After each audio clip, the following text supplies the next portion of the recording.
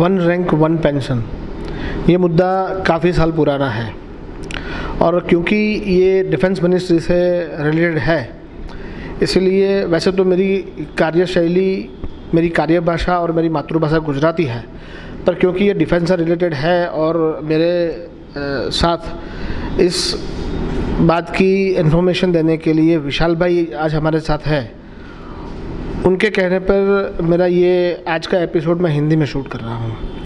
आज one rank one pension के लिए हम उनसे जानेंगे कि ये पूरा मुद्दा क्या है। उसके लिए आने वाली 20 फरवरी को अहमदाबाद से दिल्ली के लिए कूच करेंगे और दिल्ली के जंतर मंतर पे ये लोग धरना प्रदर्शन करने वाले हैं। तो इस बात की जानकारी के लिए आगे मैं विशाल भाई से बात करूंगा कि वन रैंक वन पेंशन के लिए हमें जानकारी दें। विशाल भाई, जय हिंद, नमस्कार। सबसे पहले आपकी चैनल का शुक्रिया अदा करूंगा कि आप इन सब चीज़ों को उजागर करते हैं।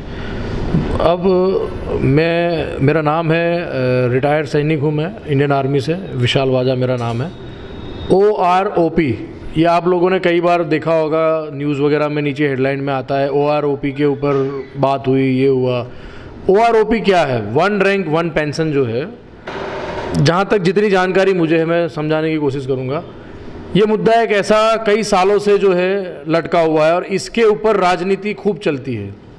जब भी हम ये कह सकते हैं कि लोकसभा इलेक्शन जब भी नज़दीक आता है, उस टाइम पे सारी पॉलिटिकल पार्टी OROP के नाम पे, सैनिक की वर्दी के नाम पे अपना जो है ट्रम्प कार्ड खेलने की कोशिश करती है। इससे पहले कांग्रेस जब OROP के मुद्दे में वो बेचारी लाई और बताया कि भाई हम ये आपका रिवीजन जो है 5 साल में करेंगे, तो उसी टाइम पे जो है उनके जो अपोजिशन पार्टी थी BJP, उन्होंने उस चीज़ को इलेक्शन जीतने के बाद में कि हम करेंगे, और ऐसा हुआ, एक जुमला फैला दिया कि हमने ORP कर दिया है, वन रैंक वन पेंशन दे दी है। ये सब जुमला है और जुमला ही रहा।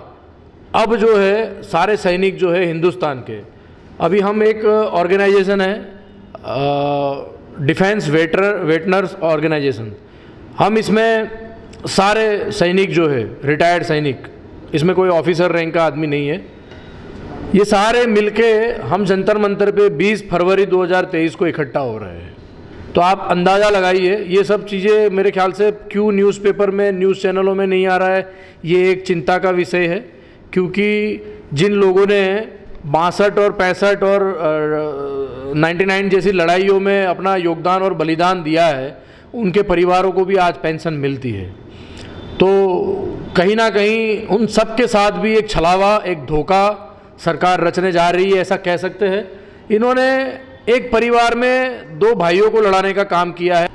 2 भाइयों को लड़ाने का काम ऐसा कि मैं आज तक जो है इंडियन आर्मी के अंदर हमारे अधिकारियों के हुक्म का पालन करते करते आया और बहुत ही अच्छी बेखूबी से नौकरी करके अपना कार्यकाल ख़त्म करके मैं रिटायर्ड होके आया।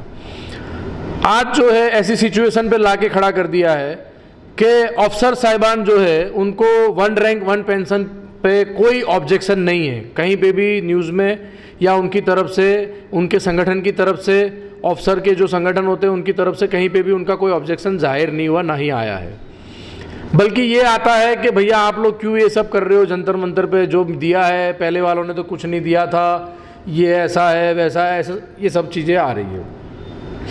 क्योंकि उन लोगों को हर जगह पे जो है थोड़ा बहुत मान सकते हो, समझ सकते हो आप क्या कहना चाहता हूँ। डिफेंस का मामला है इसलिए मैं ज़्यादा खुल के नहीं बता रहा हूँ। तो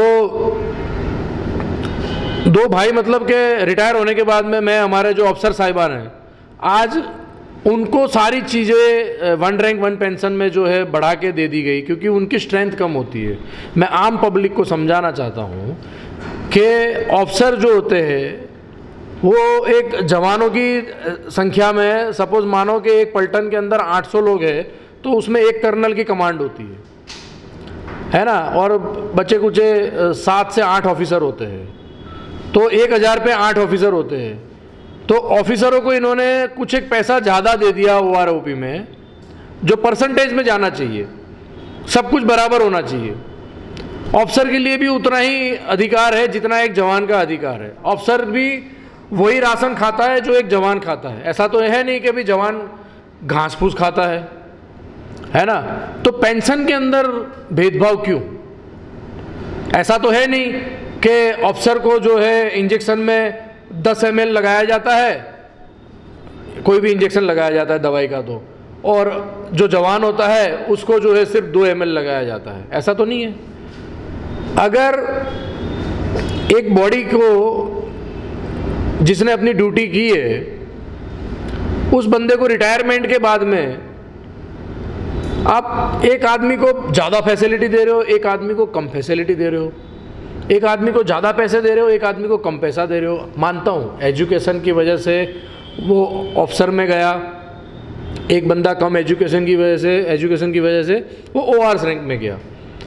लेकिन रिटायरमेंट में जब आप ग्रेजुएशन सर्टिफिकेट वगैरह सब कुछ देते हो, रिटायर होते हो, उसके बाद में तो सब कुछ बराबर है, सारी सुविधा बराबर है। उसको भी पेंशन मिलती है, आपको भी मिलती है। तो उस पेंशन के रिवीजन में भेदभाव क्यों? तो वो भेदभाव की वजह से सारे हिंदुस्तान के जो जवान हैं, JCOs है, उन सब ने मिलके एक संगठन बनाया है और एक संगठित होके मधुमक्खी की तरह जाएंगे हम लोग। ये सुन लीजिएगा हिंदुस्तान। विशाल भाई, मीडिया रेवोल्यूशन के माध्यम से कैमरामैन चित्रा के साथ मनोज खत्री।